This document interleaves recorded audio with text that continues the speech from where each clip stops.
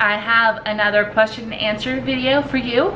If you have any questions that you would like to get my opinion on, feel free to ask them below. And before we get into it, don't forget to subscribe and give this video a thumbs up, because I always forget to say that. All right, let's jump in. Will you start saving to buy a house after you complete baby step 3, even if you don't have plans to buy a house right now? That is an excellent question, because I am young and I'm 29 and I am single, so I'm not married and I don't have any debt anymore. I am on baby step 3, which is building a fully funded emergency fund of 3 to 6 months worth of expenses, and the number I'm saving for is $10,000. Going into the later baby steps is just a little interesting for me, because a lot of people that go into this process already own a home and they have a bigger debt to get rid of. Towards the end, they also have kids to save for college for, which I don't, because Rory, God bless her, not smart enough to go to college. That's all there is to it. So I kind of get to skip some baby steps. Now, calm down, nobody freak out. Doesn't mean that I will never buy a house. It just means that I get to just kind of amass money and kind of skip straight to baby step 7 after 4 is done. So let me just refresh you real quick if you're new to the plan. Dave Ramsey's baby steps are: step 1, save $1,000 into a starter emergency fund. Check. Step 2, pay off all non-mortgage debt, smallest account balance to largest debt balance. Check.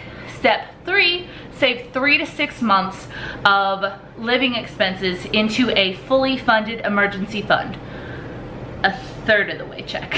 I'm about a third of the way there. I'm very excited. I should be done by my birthday in January. Now, step 4 is to max out your retirement accounts. Now, currently I save 7.7% into my employer matched, it's actually a teacher's retirement, it's TSA retirement account, and that goes out pre-tax from each of my checks. So I haven't maxed it out yet because I don't have my baby step 3 done with. Once that's done, I will either increase my contributions to 15% through that, or I'll set up probably a Roth 401k and put the rest of that percentage into that, and I'll have my retirement nice and moving along, so I will be very comfortable when I become of age to retire. All right, so baby step 5 is to start college funds for your kids. Rory's not going to college. Doesn't mean I won't ever have kids one day, but I'm not going to save for children that don't exist yet.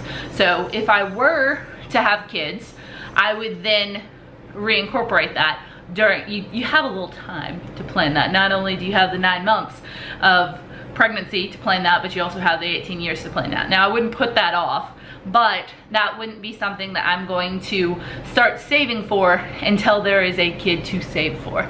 So I get to skip baby step 5. Step number 6, and it's phrased exactly like this: pay off your home early. So that doesn't, baby step 6 is not save for a house, because most of the people that do the plan already have a mortgage, they have mortgage debt. And so the kind of gazelle intensity that you went at baby step 2 with, and hopefully went at baby step 3 with, will then transfer onto paying off your house as quickly as possible. Now, people also do 4, 5, 6 at the same time. So they increase their retirement contributions, start saving for kids, and start paying off their house kind of all in tandem. And then baby step 7 is build wealth and give. Now, I am a renter here in this lovely apartment, and I have no plans right now to purchase a home. If I were to purchase a home, I would save up at least 20% as a down payment, and I would get a 15-year fixed mortgage and all of the recommendations, and I would do it very thoughtfully, and I would save up a lot of money for that. Because I have no plans right now to purchase a home, and that's only because I don't know where I'm going to be for the next 10 years or so. I might stay in Texas. I'm really, really enjoying Texas, but I might not stay here. There might be opportunities elsewhere that come a-calling, and I don't believe in purchasing a home until you're somewhat rooted, until you have plans to be there for a while so you can accumulate that that benefit of your house increasing in equity, and you actually investing in something that will eventually be worth more than you paid for it. So just to buy a house and then have to sell it for no extra money doesn't really work for me. That doesn't make a lot of sense financially. I also enjoy the freedom of renting.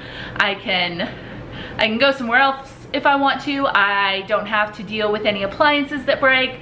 If the roof springs leak, I'm not responsible. So for all those reasons, I'm not saving for a house right now. But after I get my baby step 3 done, I will have quite a bit of extra money to play with.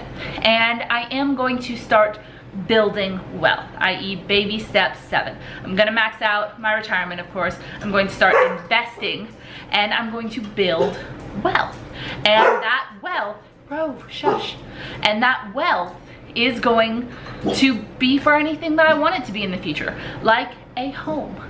It's gonna be fantastic. So that is my answer to that question. That is the only question I'm going to answer today. Actually, that went into a little bit longer than I thought it was going to, but make sure to leave your questions down below. I will try to get to them in a future video. Don't forget to like and subscribe, and I'll see you next time.